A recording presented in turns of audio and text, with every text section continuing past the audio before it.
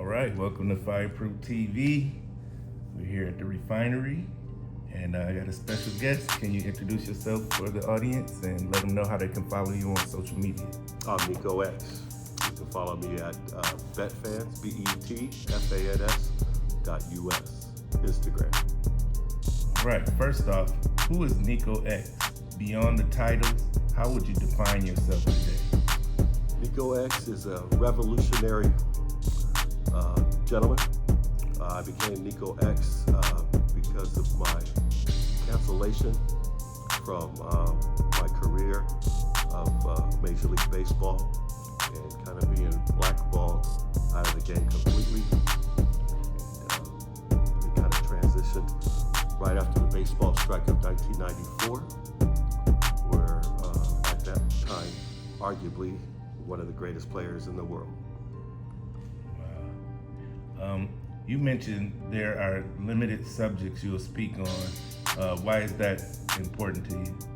Why is that important to me? Because I just protect my brand, and some of the things gets into gossip and hearsay and so much negative conversation. I just don't want to get Charlie Kirk. Sure. Let's start with your Hall of Fame book. What inspired you to write it?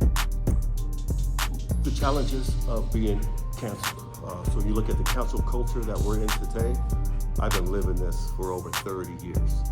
After the baseball strike, where I was one of the union players actually to play during the strike, and influential in actually resurrecting the game from the depths of one of its greatest times of challenges. And after that time, the union had a hit list, and I was the name number one. I could not step on that field ever again. It seems like it's been 30 years. I can't even coach because the union represents the coaches as well.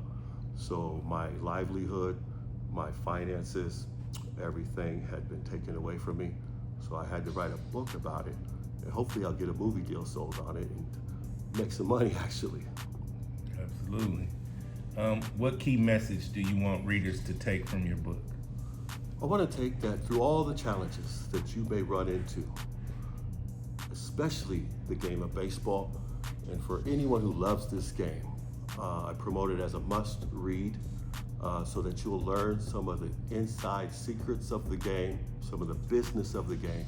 Stay astute, learn about the corruption within the union, within the ownership groups, and kind of like what runs at the highest levels, and how you can basically stay focused through the fire and come out helping others. It's a positive story. At the end, the last trapper, it basically tells where my heart is, where my mind is, where my soul is. I've dedicated myself to humanity and to basically the future of our youth and hopefully prosperity. Who is the book really for? All baseball fans in the world, and even if you're not a baseball fan, this book is going to give you, again, some secrets how to survive when nobody in the world believes in you. You got to believe in yourself. Real talk. Can you break down one powerful concept from the book people need to understand? Well, that would be the most powerful one, that you could lose your fortune, lose your family, lose your children, lose your relationships, lose your mother, lose your father, and you could still keep your head up, know who you are, understand your faculties, and understand where you're going. Awesome. Let's talk about corporate banking success. You've succeeded in corporate banking. What do most people misunderstand about that world? Well, you're talking about another corruption as well. Capitalism at the highest levels, especially when you get into the world of banking, it's for the few. Capitalism is for the few. Debt is great if you're rich enough to be able to manage it. All right, for the lesser few, debt puts you in a hole, in a spiral that sometimes you cannot ever get out of. You may lose your home, you may lose your family. And through my experience after baseball, I gravitated towards the banking industry. This is my background in business. It was kind of a good fit.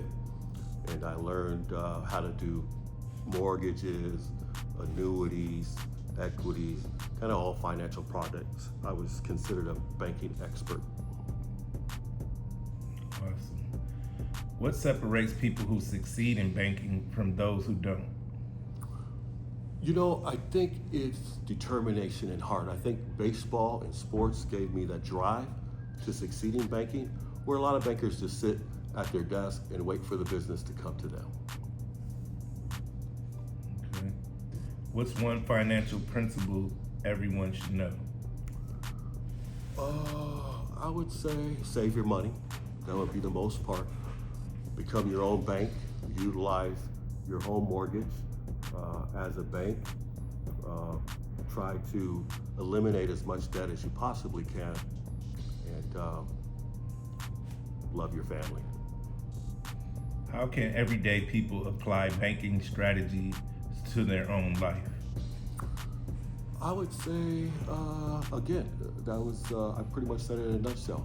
Make sure your investments are income-related assets, and then basically you protect your household with your mortgage, utilizing that as your bank, and never refinance it, never play games with it. Your home, your mortgage, close it out, pay it off as fast as you can, and then go on to the next project. All right, capitalism versus socialism. Let's talk about capitalism versus socialism. How do you define both in today's world? Okay, let's start with socialism first. Socialism is something that obviously capitalism in America, we've been fighting the ideology since our inception as an American. We just do not believe in sharing wealth. And then when you look at the opportunities for prosperity in socialism, it's basically a level playing field, is how I would describe it. It's basically level. There's really not a lot of prosperity. It's just kind of a level playing field. Everybody eats, everybody sleeps, everybody has a roof over their head, possibly medical insurance.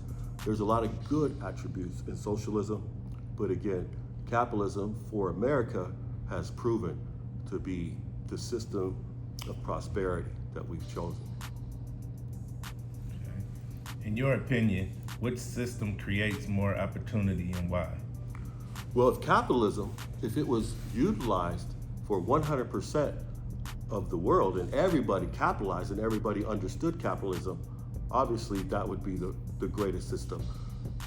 America, unfortunately, only 1% capitalizes and takes advantage of this opportunity.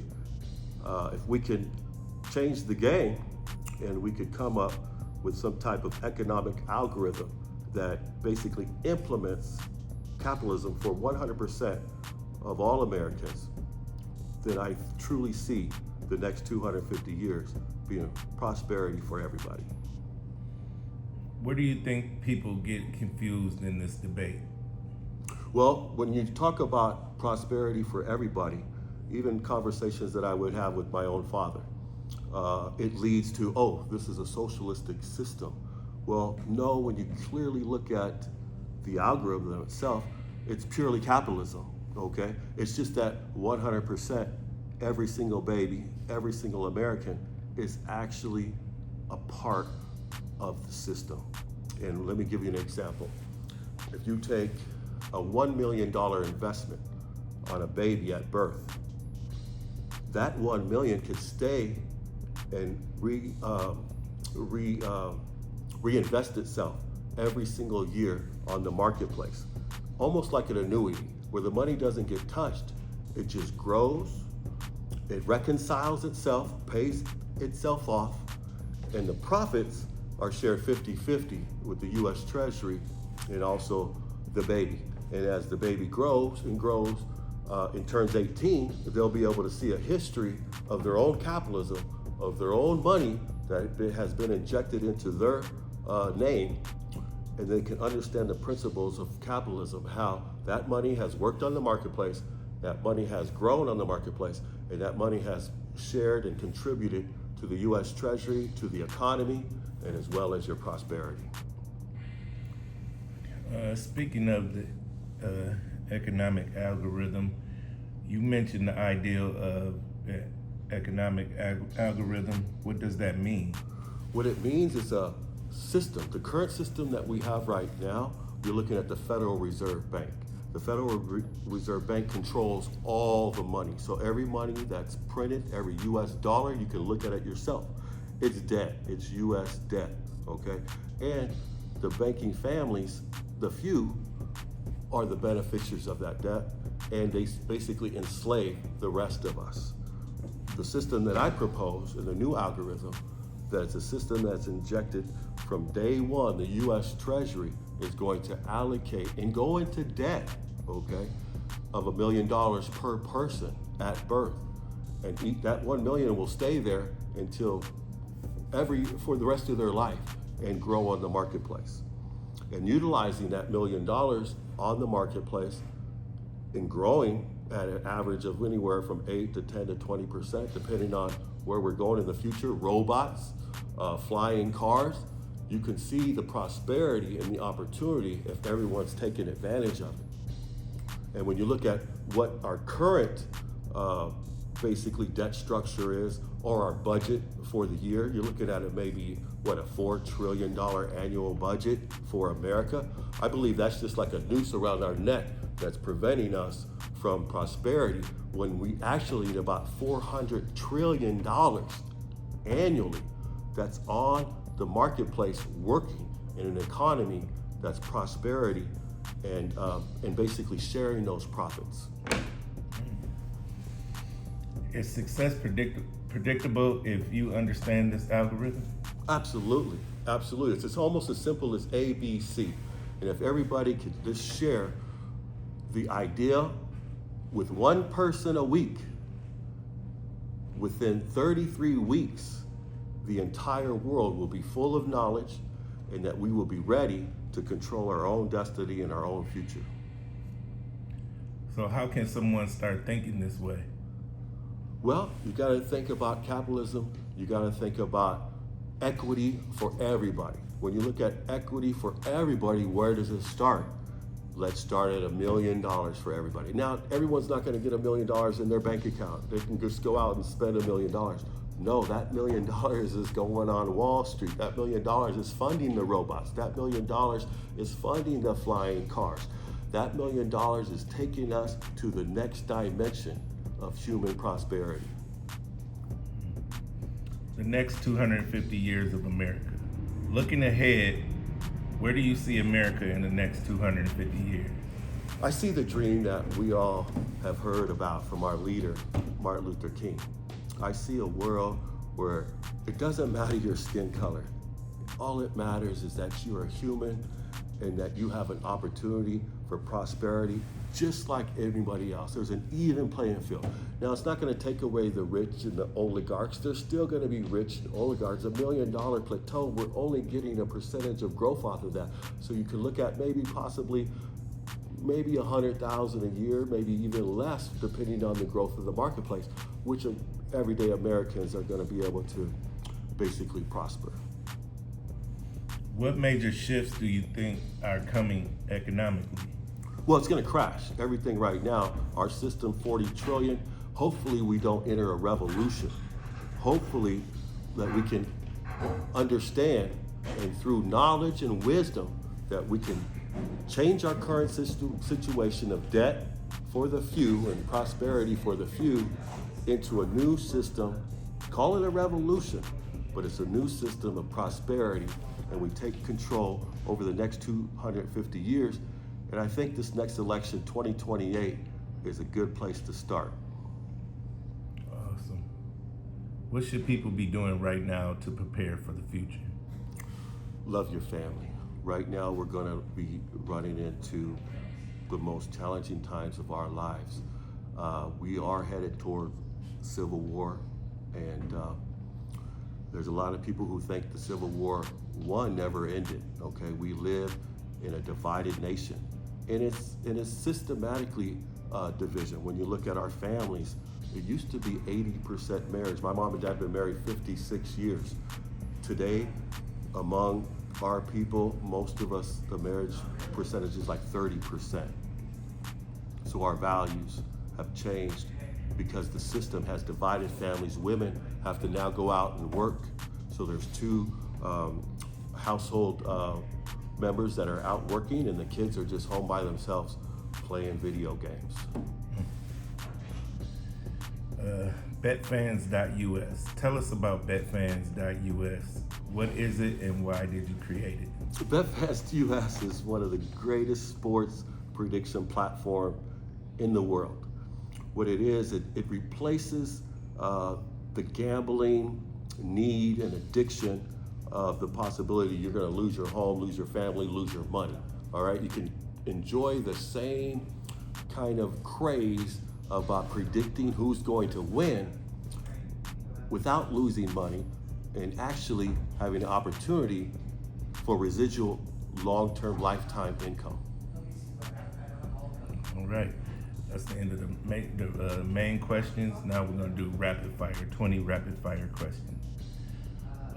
Wealth or knowledge? Knowledge. Capitalism or socialism? Capitalism. Books or real world experience? Real world experience. Risk or security? Risk. That's my last name. If you know my name in Spanish, riesgo, it means risk. So I've lived it all my life. You must take some risk if you want some rewards. One word to describe your mindset? Intellect. Biggest financial mistake people make? I think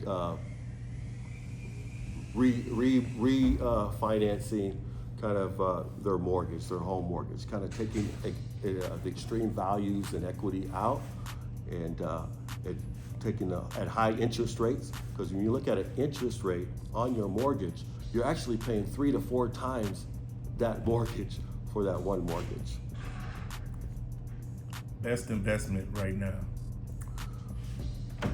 Real estate, especially if you're in California with the high markets. If you can get a depressed property and rehab it, you're looking at some growth of some equity there. Money or impact? Money. Long-term or short-term thinking? I'd say long-term. One daily habit for success? Eat healthy. Mentorship or self-taught? Mentorship. You always want to be able to look for knowledge that you can seek that others may have, and then you also want to share that knowledge as well. And I think the most greatest thing a man could possibly achieve in life is to be able to transfer his attained knowledge to others. Discipline or motivation? Discipline. Biggest lesson from banking? Debt is good. Fear or faith? Fear. Because I don't know, fake, there's too many fake people out there. I'd rather be afraid because like I said, if a snake comes up to you, what do? You may be afraid for a few seconds, but you turn it around and you may just chop its head off and eat it. One word for America's future? Well, it's 250 years. I'd say prosperity. Advice to young entrepreneurs? Follow the process, stay within yourself, focus, concentrate on your dreams, follow your heart. Legacy or lifestyle? Legacy. One word for the economy? Equitable. Your mission in one sentence? To provide an opportunity and a solution for our future economy. Last question. What do you want to be remembered for? I want to be remembered almost like a founding father. We need new leaders for the next 250 years. If I can be considered a founding father and share my knowledge with the future, I definitely would die a happy man. There it is. Y'all just got some real game on Fireproof TV. Shout out to Niko X for dropping knowledge on finance, the future, and mindset. Make sure y'all tap in to his book, his platform, and stay locked in with Fireproof TV. We're bringing real conversations that matter. Let's go. Let's go. Thank you, my man.